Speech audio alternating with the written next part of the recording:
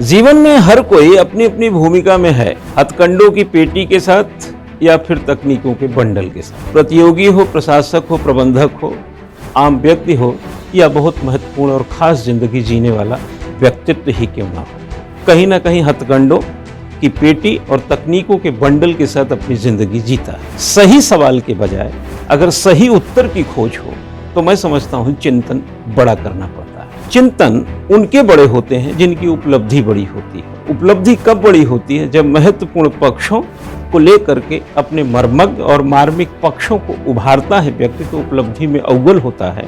लेकिन जब वही व्यक्ति अनावश्यक और उत्तेजक क्रियाओं में लिप्त होता है तो उसकी उपलब्धि शून्य होती है। यह व्यक्ति पर भी लागू है, प्रशासक पे भी लागू है, प्रबंधक पे भी लागू है, यहाँ तक कि सरकार पे भी लागू है। सवाल ये है कि सही प्रश्न क्या है और सही उसका उत्तर क्या है। जब भी कोई प्रश्न हमारे सामने हो तो उसमें एक चिंतन की डिमांड होती है और चिंतन तकनीकों का बंडल है, जबकि हम हथकंडों की पेटी से उस प्रश्न को शांत करना चाहते हैं। किसी भी प्रतियोगी के लिए, सिविल सर्विसेज का वो प्रतियोगी जो IAS PCS की मुख्य परीक्षा लिखने जाता है, अगर उसके पूरे तह में जाएगा, उसके पूरे स्तर में जाएगा, उसके पूरी पराकाष्ठा को समझे उस प्रश्नों की, तो उसमें पाएगा कि तकनीकों के बंडल की ज़्यादा ज़रूरत है, न कि हथकंडों की पेटी की।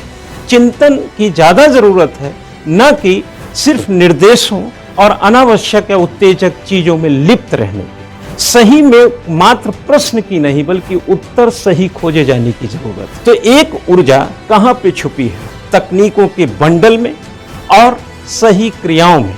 और जो लोग हथकंडों से काम करते हैं वो चिंतन में कम, और जो तकनीकों से काम करते हैं वो चिंतन में अव्वल पाए जाते हैं। और जो केवल प्रश्न खड़ा करते हैं और उत्तर को समय की सीमा में बंद कर देते हैं, सही उत्तर की तलाश से रोक लेते हैं अपने को, वो चिंतन से दूर होते हैं। फिलहाल आज के इस दृष्टिकोण से क्या फायदा होगा, क्या नहीं होगा, यह मुद्दा नहीं है। सवाल यह है कि हकीकत में, वास्तव में और प्रासंगिकता और व्यवहारिकता की दृष्टि से क्या हो रहा है और क्या होना चाहिए और हमें क्या करना चाहिए और आपको क्या करना चाहिए, ये खैर अपने अपने हिस्से की बात है। Thank you very much.